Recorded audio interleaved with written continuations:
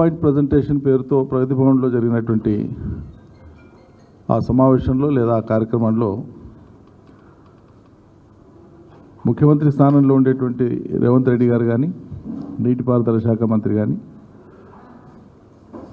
ఒక ఆయన అంకెలు, ఇంకొక ఆయన రంకెలు, ఎప్పట్లాగే మళ్ళీ నిందారోపణలు, దూషణ పర్వాలతోనే, అది కూడా అధికారుల సమక్షంలో, ప్రభుత్వ కార్యాలయంలో, పాలనా కేంద్రంలో అధికారుల సమక్షంలో విపక్ష పార్టీని, నాయకులను నిందారోపణలు చేసేటువంటి విధంగా మాట్లాడాం. అధికారుల సమక్షంలో అది కూడా ఇది తీవ్రంగా ఖండిస్తున్నాం మేము దీన్ని. ఇప్పుడు తమ పాలనా వైఫల్యాలను కప్పిపుచ్చుకోవడం కోసం ప్రజలకు ఇచ్చినటువంటి హామీల విషయంలో సర్కారు మాట తప్పి ప్రజల చేత నిత్యం నిందింపబడుతూ ప్రజలకు సమాధానం చెప్పలేనటువంటి పరిస్థితులలో ఇవాళ రాష్ట్ర కాంగ్రెస్ సర్కారు ఉంది, అధికార పార్టీ ఉంది. ఇంకోవైపు సాక్షాత్తు ముఖ్యమంత్రి గారు తమ అధినాయకుడిని కలవడం కోసం చేసినటువంటి ప్రయత్నాలు, ఢిల్లీకి వెళ్ళిన మొత్తం సార్లలో 43 సార్లు రాహుల్ గాంధీ గారి యొక్క అపాయింట్మెంట్ కోసం కోరి భంగపడినటువంటి పరిస్థితి. ఇది మేము చెప్తలేం, మీరు పక్కకు జరిగితే కూర్చుందాం అనేటువంటి మీ మిత్రులు, ఆ పార్టీలో ఉండేటువంటి వాళ్ళు సర్క్యులేట్ చేస్తున్నటువంటి విషయం ఇది. రాహుల్ గాంధీ గారు మిమ్మల్ని కలవడానికి ఇష్టపడతలేరనేటువంటిది లోకవిదితమైనటువంటి విషయం, కొత్తగా మేము కనుక్కొని చెప్పేది ఏం లేదు దీంట్లో. కాబట్టి ఒకవైపు పాలనా వైఫల్యం, మరోవైపు మీ సొంత అధినాయకుడిని కూడా కలవలేనటువంటి ఒక దుస్థితి, రాజకీయ దుస్థితి. వీటన్నిటికి మించి తెలంగాణలో సామెత ఉంది, మొగుడు కొట్టిన దానికంటే కూడా తోటికోడలు చూసి నవ్వింది అనేటువంటిది. ఇలా ఎవరెవరైతే ఆ స్థానానికి పోటీ పడతారో, ఎగబడతారో వాళ్ళ ముందల గంభీరం అంతా పోతుంది, పర్వంతా పోతుంది. 43 సార్లు అయినా రాహుల్ గాంధీ గారు కలుస్తలేరనేటువంటిది. ఇది తట్టుకోలేక మరి ప్రజల దృష్టి మరల్చడానికో, లేకుంటే మిమ్మల్ని మీరు సంతృప్తిపరచుకోవడానికో, మీ ఈగోను సంతృప్తిపరచడానికో, ఒకవైపు అనుభవాన్ని మేము పరిగణలోకి తీసుకుంటాం, సూచనలు పరిగణలోకి తీసుకుంటాం కేసీఆర్ గారు అంటూనే నీలాప నిందలు వేయడం, దుర్భాషలాడడం, తూలనాడి మాట్లాడడం, ఏ ప్రమాణంలో అయితే ప్రజాస్వామ్య ప్రభుత్వంలో ఉండేటువంటి, ప్రభుత్వం ఏర్పాటు చేసినప్పుడు మంత్రులు కానీ ముఖ్యమంత్రి కానీ చేసేటువంటి ప్రమాణంలో, రాజ్యాంగబద్ధమైనటువంటి ప్రమాణంలో రాగద్వేషాలకు అతీతంగా, పక్షపాతానికి అతీతంగా పారదర్శకంగా పనిచేస్తాం అనేటువంటి ప్రాథమికమైనటువంటి ప్రమాణంలో ఉండేటువంటి అంశాలకు భిన్నంగా ఇలా మీరు వాడుతున్నటువంటి భాష, అది మీ ప్రమాణ భంగం. అంటే మీ పదవిలో ఉండేటువంటి అర్హతను, మీ భాషనే ప్రశ్నిస్తుంది. మీరు ఆ పదవిలో కొనసాగేటువంటి మీ అర్హతను, మీరు వాడేటువంటి భాషనే ప్రశ్నిస్తుంది. వాస్తవానికైతే హైకోర్టు సుమోటోగా తీసుకోవాలి, ఇటువంటి అంశాలను తీసుకొని విచారణ చేయాలి. రాజ్యాంగబద్ధ ప్రమాణం చేసినటువంటి వ్యక్తులు వాడేటువంటి భాష, వాళ్ళు అధిష్ఠించినటువంటి స్థానాలకు ఎట్లా భంగకరమైందో వాళ్ళ యొక్క మాట తీరు, వాళ్ళ భాషను బట్టి తేల్చవచ్చు. రాబోయే రోజులలో అది కూడా ఒక అంశం ఉంటుంది. అందుకని విపక్షం మీద రాజకీయ విమర్శలు చేయాల్సి వచ్చినప్పుడు రాజకీయ విమర్శలు చేయవచ్చు, విపక్షం కూడా అధికార పక్షం మీద చేయవచ్చు, కానీ లోపాలను ఎత్తి చూపవచ్చు. అందుకు వాడేటువంటి భాష కానీ, ఆ పదాలు కానీ, అక్కడ ఉండేటువంటి విద్వేషం కానీ, ఆ అక్కస్సు కానీ, ఆ కసి కానీ ఏం తెలియజేస్తుంది?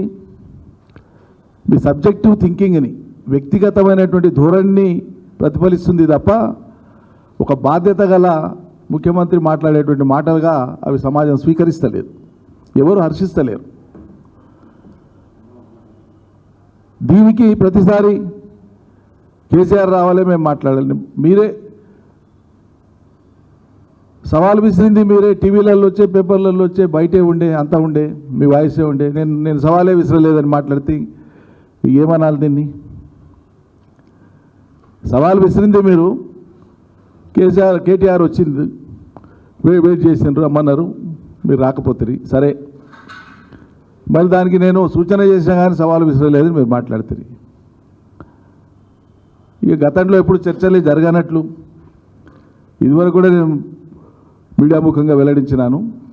సాక్షాత్తు శాసనసభ వేదికగా తెలంగాణ బలవంతంగా తన ఉనికిని కోల్పోయిన తర్వాత, సమైక్య రాష్ట్రంలో కలిసిన తర్వాత మళ్ళీ తెలంగాణ రాష్ట్రం ఏర్పడేదాకా సాగినటువంటి ఆ సమైక్య రాష్ట్ర పరిపాలనా క్రమంలో, ఆ కాలంలో సాగునీటి రంగంలో కానీ, వ్యవసాయ రంగంలో కానీ, ఇతర రంగాలలో కానీ, జలవనరుల్లో కానీ తెలంగాణకు జరిగినటువంటి అన్యాయం ఎంత ఘోరమైంది, ఆ ప్రాజెక్టులు కట్టిన తీరు ఎటువంటిది, దాన్ని సవరించేటువంటి ప్రయత్నం ఇప్పుడు ఈ ప్రభుత్వం ఏం చేస్తుంది, ఎట్లా చేస్తుంది, దానికి ఉపాయం ఏంది అని చెప్పి శాసనసభ వేదికగా కేసీఆర్ మొత్తం వివరిస్తే రాష్ట్ర ప్రజలకు అందరికీ అర్థమైంది. అర్థం కాని మీ కాంగ్రెస్కే, అర్థమైనా అర్థం కానట్లు నటిస్తున్నది మీరే. చాలా విచిత్రంగా ఉంటుంది మీది. ఉత్తమ్ కుమార్ రెడ్డి గారు చెప్పడం, మీరు మాట్లాడడం. ఇప్పుడు రేవంత్ రెడ్డి గారు టీడీపీలో ఉన్నప్పుడే కదా కాంగ్రెస్ మొదలుపెట్టినటువంటి ప్రాజెక్టులు పూర్తిగాక పెండింగ్లో ఉన్నటువంటి కారణంగా ఆ ప్రాజెక్టుల కాడపోయి, ఆ శిలాఫలకాల కాడపోయి, కాంగ్రెస్ శిలాఫలకాల కాడపోయి ధర్నా చేసింది ఎవరండి? ధర్నా చేసినటువంటి దాంట్లో రేవంత్ రెడ్డి గారు లేరా? టీడీపీ ధర్నా చేసినటువంటి దాంట్లో మరి కాంగ్రెస్ పార్టీ ప్రాజెక్టులు పూర్తి చేసి ఉంటే టీడీపీ పరంగా మీరు వెళ్ళబోయి ఎందుకు ధర్నాలు చేసినట్లు, ఎందుకు శిలాఫలకాల దగ్గర ధర్నా చేసినట్లు? ఇంకో మాట, మా కాంగ్రెసే పూర్తి చేసింది ప్రాజెక్టులు, బీఆర్ఎస్ ఏం చేయాలి, మళ్ళీ బీఆర్ఎస్ ఏడ పెండింగ్ పెట్టినట్లు? నిజంగానే మీ కాంగ్రెస్ పార్టీ ప్రాజెక్టులు పూర్తి చేస్తే మరి ఇలా బీఆర్ఎస్ పార్టీ పెండింగ్ పెట్టిందనే మాట ఎట్లా వస్తుంది మీ నోటికి? అదేం పరస్పర విరుద్ధమైనటువంటి మాటలు మీరు మాట్లాడేది? అర్థం ఉండాలి కదా మాట్లాడేటప్పుడు. కాబట్టి మీరు మాట్లాడేదంతా కూడా, మీరు మీ నాయకులు ఎవరు మాట్లాడినా సందర్భోచితంగా, సమయోచితంగా, హేతుబద్ధంగా కాకుండా మీరు వాడేటువంటి ఉన్మాద భాష, కొరడా దెబ్బలు కొట్టాలి. ఎవరిని కొడతారు కొరడా దెబ్బలు? కొరడా దెబ్బలు కొట్టడానికి రాచరికమా? నువ్వు రాజువా? ప్రజాస్వామ్య ప్రభుత్వంలో పాలకుడిగా ఉన్నటువంటి నీ నోటి నుంచి ఈ దెబ్బలు వస్తున్నందుకు ప్రజలు మిమ్మల్ని కొడతారు కొరడా దెబ్బలు భవిష్యత్తులో, రాజకీయంగా ఓట్ల ద్వారా. మీరు మాట్లాడేదంతా కూడా తెలంగాణ వ్యతిరేక శక్తుల యొక్క ఆనందం కోసం మాట్లాడుతుండ్రు, వాళ్ళని సంతృప్తిపరచడానికి మాట్లాడుతుండ్రు అనేది ఇలా సగటు తెలంగాణ ప్రజలకు అందరికీ కూడా అర్థమవుతున్నటువంటి విషయమే. అందులో ఏమీ ఆశ్చర్యం లేదు. ఇప్పుడు మొట్టమొదలు మీకు నీళ్లు వాడేటువంటి ఉపాయం లేక కాంగ్రెస్ ప్రభుత్వానికి మొత్తం తెలంగాణ రైతాంగాన్ని అపాయంలోకి నెడుతున్నారు మీరు మీ చాతకంతనం వల్ల.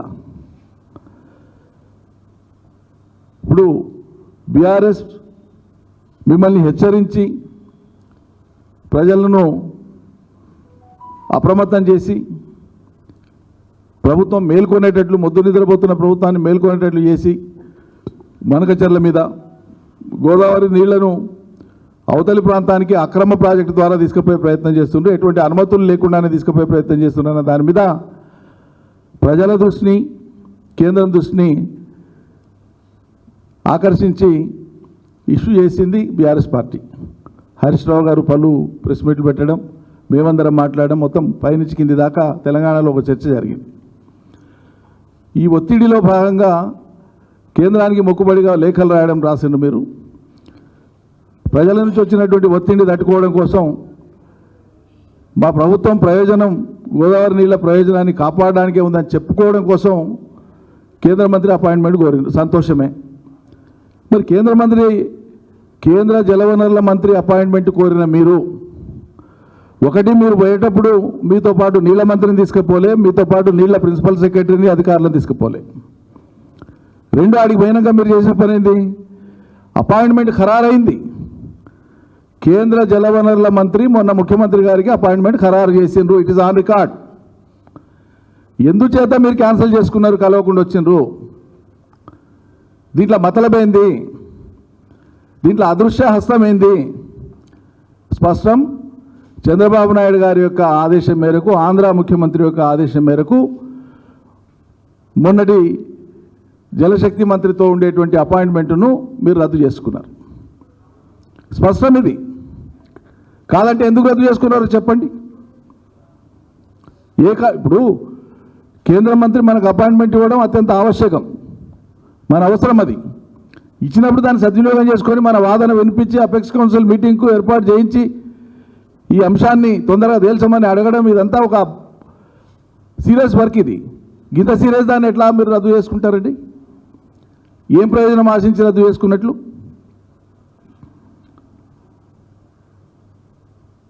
అదేవిధంగా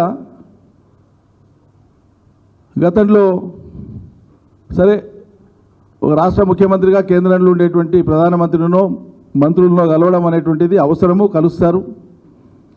కానీ ఆ కలిసే దాంట్లో హావభావాలు కానీ బాడీ లాంగ్వేజ్ కానీ తెలియపరుస్తుంటుంది, మనకు కనిపిస్తుంటుంది, అర్థమవుతుంటుంది.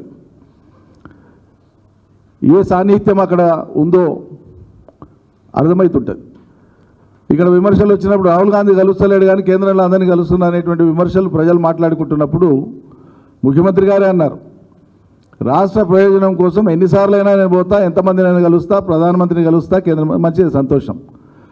మరి 13 సార్లు కలిసినావు కదా నడ్డా గారిని, జాతీయ అధ్యక్షుడు, ఆయననే ఫర్టిలైజర్స్ మినిస్టర్, కేంద్ర ఎరువుల రసాయనాల శాఖ మంత్రి నడ్డా గారే.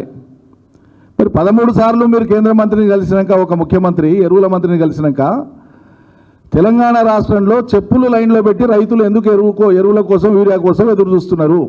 ఎందుకు పడిగాపులు కాస్తున్నారు? ఇది మీ చేతగాంతనమా కాదా?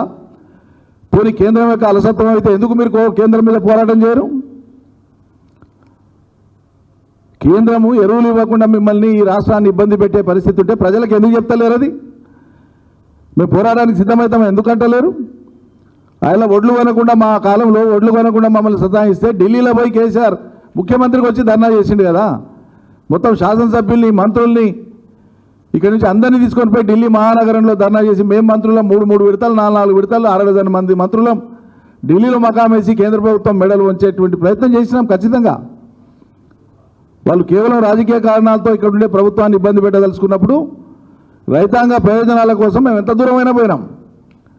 మరి అలా మీరు ఎందుకు ఆ పని చేస్తలేరు? 13 సార్లు నడ్డా గారిని కలిసినాక కూడా తెలంగాణలో రైతులు చెప్పులు, పాస్బుక్లు లైన్లలో పెట్టి యూరియా కోసం వెతుకులాడేటువంటి దుస్థితి ఎందుకు వచ్చింది? అది మీ చేతగాంతనం కాదా?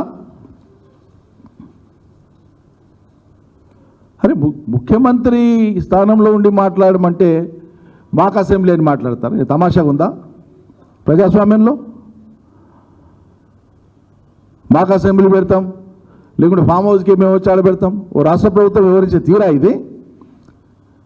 ఈ వెటకార మాటల కోసమేనా మిమ్మల్ని ప్రజలు ఎన్నుకున్నది? మీ చిత్తశుద్ధి నిరూపించుకోవాలనుకుంటే, మీ వాదనలో బలం ఉంటే, సారం ఉంటే, ప్రజలకు అర్థమవుతుంది అనుకుంటే, మేము ఇంతకుముందే చెప్పినాం, లాల్ బహదూర్ స్టేడియంలో పెట్టండి, శాసనసభలో పెట్టండి. కేసీఆర్తో అవసరం లేదు. మీ వాదన ఎంత పటిష్టమైందో ప్రజలు వింటారు, ప్రజలు వీక్షిస్తారు కదా. ఎక్కడ పెడతారో పెట్టండి, మా నాయకులు వస్తారు, మా మాజీ మంత్రులు వస్తారు, మా శాసనసభ్యులు వస్తారు. మీరు ఎంతసేపు మాట్లాడితే అంతసేపు అన్ఇంటరప్టెడ్గా మైక్ ఇవ్వండి, శాసనసభ పెట్టండి. మళ్ళీ ఇవాళ మేము పునరుద్ఘాటిస్తున్నాం, సొల్లు పురాణం మానేయండి, కేసీఆర్ వస్తలేడని. చేతనైతే అది పెట్టండి. అది పెట్టమంటే క్లబ్బులు, పబ్బులలో మేము చర్చ చేయమని మాట్లాడతారు. క్లబ్బులు, పబ్బులకు వెళ్ళే కదా ఇవాళ పోయి ఆ సీట్ మీద కూర్చున్నది. మరి ఇవాళ మీరు అవమానిస్తున్నారు, హేళన చేస్తున్నారు. ప్రెస్ క్లబ్ అండి అది. ఇవాళ దశాబ్దాలుగా ఒక ప్రజాస్వామ్యబద్ధమైనటువంటి చర్చకు అవకాశం, ఆస్కారం కల్పించేటువంటి ఒక స్థలం అది, ఒక ప్లేస్ అది. ఎవరైనా పోయి తమ భావాలను వ్యక్తం చేసి రాష్ట్ర ప్రజానీకానికి తెలియపరిచేటువంటి ఒక వేదిక అది. దాన్ని తులనాడి మాట్లాడతారు. మీకున్న గౌరవం, మీకున్న అవగాహన అది. అంటే మీరు చూసినటువంటి క్లబ్బులు వేరు. అవి మీరు అధ్యక్షులుగా పనిచేసిన క్లబ్బులు, మీరు మెంబర్లుగా ఉన్న క్లబ్బులు వేరు. బహుశా వాటిని దృష్టిలో పెట్టుకొని మీరు మాట్లాడుతుండేమో. ప్రెస్ క్లబ్లు ప్రజాస్వామ్య వేదికలే అవి కూడా. 4th ఎస్టేట్కు సంబంధించినటువంటి వేదికలే అవి కూడా. మీకు సున్నితత్వం ఉంటే క్షమాపణ చెప్పాలి జర్నలిస్టులకు అందరికి కూడా, ఆ లోకానికి అంతా, ప్రెస్కి అంతా కూడా మీరు క్షమాపణ చెప్పాలి అట్లా మాట్లాడినందుకు. ఇప్పుడు మీరు నిజంగానే ఈ రాష్ట్ర ప్రయోజనాలకు సంబంధించినటువంటి నీళ్ల కోసం మేము పోరు చేస్తాం, కట్టుబడి ఉంటాం అని చిత్తశుద్ధి ప్రదర్శిస్తే మేము సహకరించడానికి సిద్ధమున్నామని డే వన్ నుంచి చెప్తున్నాం.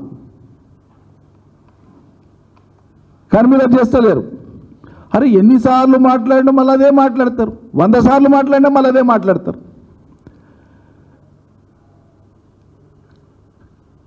కాళేశ్వరం ప్రాజెక్టు కట్టడానికి అంతకు ముందు ఉండేటువంటి ప్రాణహిత చేవెళ్ళ ప్రాజెక్టు యొక్క రీఇంజనీరింగ్ మాత్రమే, రీడిజైనింగ్ మాత్రమే కాళేశ్వరం 100 సార్లు చెప్పినాం, 100 సార్లు చెప్పినాం. దాంట్లో ఓన్లీ 7 కాంపోనెంట్స్ ఉంటే అందులో 2 కాంపోనెంట్సే అడిషనల్ కాంపోనెంట్స్, మిగతా అన్ని పాత కాంపోనెంట్స్ను వాడుకుంటూనే అదే ప్రాజెక్టు రీడిజైన్ అయింది. కావడానికి కూడా కారణం మీరు తలపెట్టినటువంటి, ఆనాడు మీరు తలపెట్టినటువంటి ప్రాణహిత చేవెళ్ళ అనేటువంటి ఆ ప్రాజెక్టు, గోదావరి నుంచి నీళ్లు తలపెట్టినటువంటి ఆ ప్రాజెక్టు నీళ్ళు ఇచ్చే ప్రాజెక్టు కాదు. తెలంగాణకు కేవలం 15-16 టీఎంసీల రిజర్వాయర్లు పెట్టి ముందు 17,000 కోట్ల ఎస్టిమేట్లని, మళ్ళీ 40,000 కోట్లకు ఎస్టిమేట్లు పెంచుకొని ఏ ప్రయోజనం కోసం పెంచారో వాళ్ళందరికీ తెలుసు. దాని తర్వాత 7 ఏళ్ళు కేంద్రంలో, రాష్ట్రంలో, పక్క రాష్ట్రంలో మహారాష్ట్రలో కాంగ్రెస్ సర్కారే ఉండి మరి 9 దగ్గర ప్రాజెక్టు పనులు మొదలు పెట్టడానికి ఎందుకు అనుమతులు తీసుకోలే? 7 ఏళ్ళు మీరే ఉండి అనుమతులు తీసుకుంది మీరే కదా. నిజంగానే కొరడా దెబ్బలు మీరన్నమాట మీకు అన్వయిస్తే కొరడా దెబ్బలు పడాల్సింది మీకు, మీ వైఫల్యానికి. ఇప్పుడు 152 మీటర్స్ హైట్లో తుమ్మిడెట్టి దగ్గర మహారాష్ట్ర ప్రాజెక్టును మేము ఒప్పుకోమంటే ఒప్పుకోము అన్నారు కాబట్టే కదా. 1, 2 రిజర్వాయర్స్ కెపాసిటీని అనూహ్యంగా పెంచినాం మేము, దాదాపు 160 టీఎంసీ దాకా, డిఫరెంట్ రిజర్వాయర్స్ అన్నీ కలిపి. దాన్ని ఒక ఇంజనీరింగ్ అద్భుతంగా తీర్చిదిద్దినటువంటి ఒక గొప్ప ప్రాజెక్టు గురించి తెల్లారితే పొద్దు ముక్తే దాన్ని తక్కువ చేసి మాట్లాడడంలో మీకు ఉన్నటువంటి ఆత్మానందం ఏందో అర్థమైతలేదు. ఖచ్చితంగా అదొక మానసిక రుగ్మతనే అనిపిస్తుంది. అరే ఈ రోజు వరకు కాళేశ్వరం ప్రాజెక్టుకు సంబంధించినటువంటి బరాజులు, పంప్ హౌజులు, tunnels, open canals, pumping stations, వాటి మీద కట్టినటువంటి రిజర్వాయర్స్, వీటన్నింటినీ మీరు ఒకసారి, మా హరీష్ రావు గారు వస్తారు మీ ఎంబడి, ఏం మాట్లాడారు, ఊరికి ఎంబడి వస్తారు చూపిస్తారని, వచ్చినాక ఉమ్మడిగా ప్రెస్ మీట్ పెట్టండి, ప్రజలు వింటారు. ఇద్దరిని మాట్లాడిద్దాం. మీ ప్రభుత్వం తరఫున ఎవరు మాట్లాడతారో మా తరఫున అప్పుడు నీటిపారుదల శాఖ మంత్రిగా పనిచేసినటువంటి హరీష్ మాట్లాడతారు. దేనికైనా సిద్ధపడండి. మీరు కాలేమోపోకపోతే అది ఎట్లుంటుందో తెలియదు, చూడకనే పోతిరి. దినాం ఒక కుహనా మేధావితోనో ఒక వ్యాసం రాపిస్తారు. వాళ్ళకి ఆ ఇంజనీరింగ్తో సంబంధం లేదు, ఆ ఇంజనీరింగ్ విద్య కాదు వాళ్ళు చదివింది, ఇరిగేషన్ విద్య కాదు, జలవనరుల విద్య కాదు, సంబంధం లేనటువంటి సెల్ఫ్ ప్రొక్లెయిమ్డ్ ఇంటలెక్చువల్స్ అనేటువంటి వాళ్ళతోనో వ్యాసాలు రాపించి కాళేశ్వరం పనికే రాదు, ఇక వదిలిపెట్టాలని మాట్లాడదు. సిగ్గు ఎక్కువ ఉండాలి కదా అట్లా రాసే వాళ్ళకి కానీ రాయించే వాళ్ళకి కానీ. కళ్ళ ముందు ప్రయోజనం కనిపిస్తుంటే కేంద్ర జల సంఘం ఇంజనీరింగ్ మార్పులు అని చెప్పే సందర్శించిన ప్రతి ఇంజనీర్ చెప్పే, రిటైర్డ్ ఇంజనీర్లు చెప్పిరి, పనిచేసిన ఇంజనీర్లు చెప్పిరి, మీకు ఒక్కరికే అది పనికిరాని ప్రాజెక్ట్, మీ కళ్ళకే అది పనికి రాకుండా పోయినటువంటి ప్రాజెక్ట్. 2 పిల్లర్లను రిపేర్ చేసి నీళ్ళు ఇవ్వమంటే చేత కాకుండా ఈరోజు మీరు ఇంత రాద్ధాంతం చేస్తున్నారు.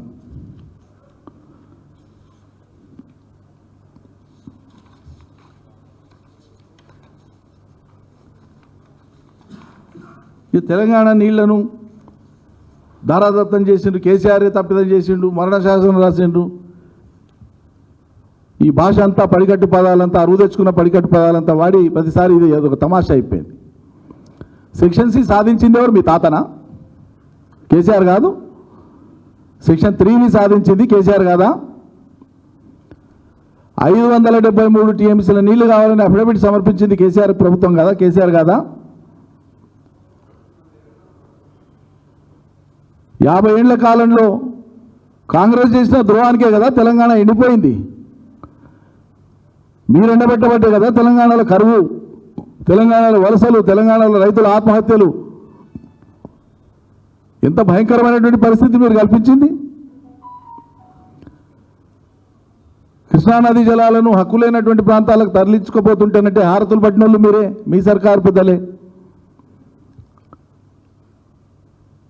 తెలంగాణ ఉద్యమాన్ని చిన్నగా చేసి చూపించి మీ ఆంధ్ర అధినాయకుల అడుగులకు మడుగులొత్తి ఇక వాళ్ళు సంబరపడేటట్లు ఆ రోజు మాట్లాడింది, పొగిడింది మీరే. ఇలా ఇవన్నీ కాదనుకుంటే ఇలా బనకచర్ల ద్వారా గోదావరి నీటిని పెన్నా బేసిన్కు అనుమతులు లేకుండా, నీటి కేటాయింపులు లేకుండా అక్రమంగా తరలించకపోవడం కోసం ఆంధ్రప్రదేశ్ ప్రభుత్వం చేస్తున్నటువంటి ప్రయత్నానికి మీరు అడ్డుకట్ట వేయకుండా మళ్ళీ అదే మాటలు మాట్లాడుతున్నారు. దీని మీద ప్రజలకు వివరణ ఇవ్వాల్సింది పోయి అంటేనంటే కేసీఆర్ రావాలంట. ఏనాడన్నా సంస్కారవంతంగా వివరించిందా మీరు? ఈ ప్రభుత్వం ఏర్పడి మీ చేతికి అధికారం వచ్చినాక సమయంతోనా, ఓపికతోనా, మర్యాదతోనా మీరు ప్రవర్తించినరా, గౌరవించినరా? ఒక మనిషిని ఎంత మానసిక వేదనకు గురి చేస్తే ఎన్ని అనరాని మాటలంటే అతను బాధపడతాడు అన్నంత ఉచ్చస్థితిలో మీ నీచమైనటువంటి ఆలోచనలు ఉన్నాయి, మీ నీచమైనటువంటి భాష ఉంది. దీనికి కేసీఆర్ వచ్చి మీ ఎదురుగా నిలబడి మీతో మాట్లాడాలి. మీ ప్రవర్తనకు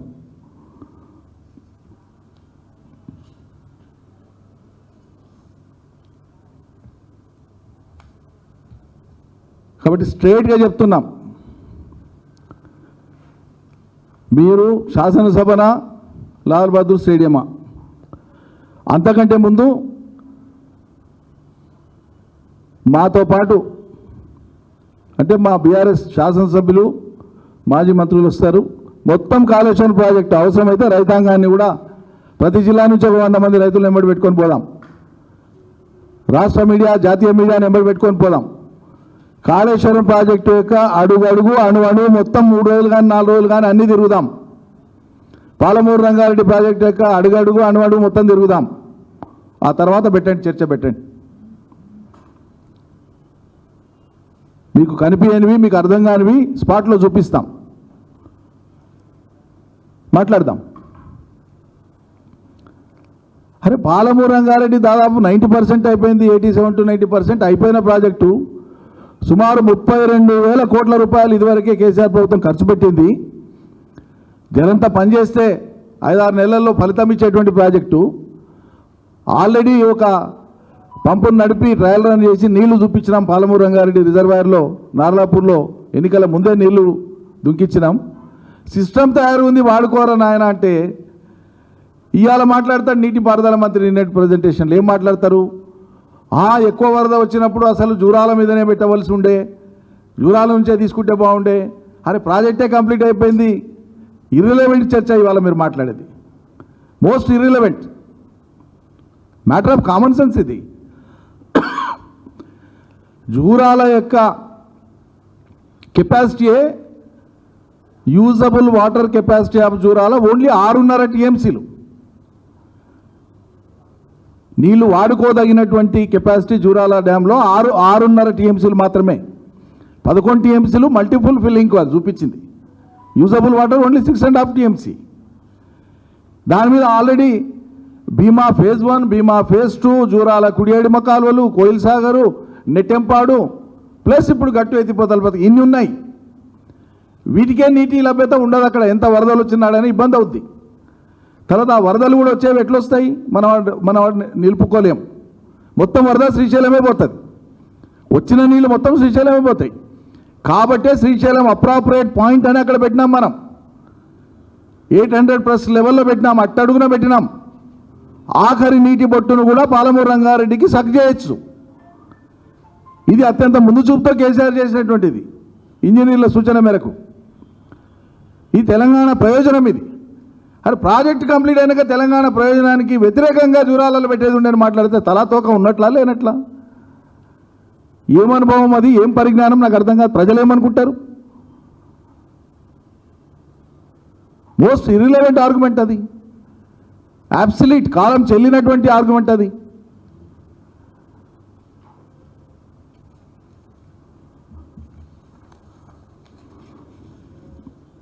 ప్రజలు ఇవన్నీ కూడా గమనిస్తూనే ఉన్నారు.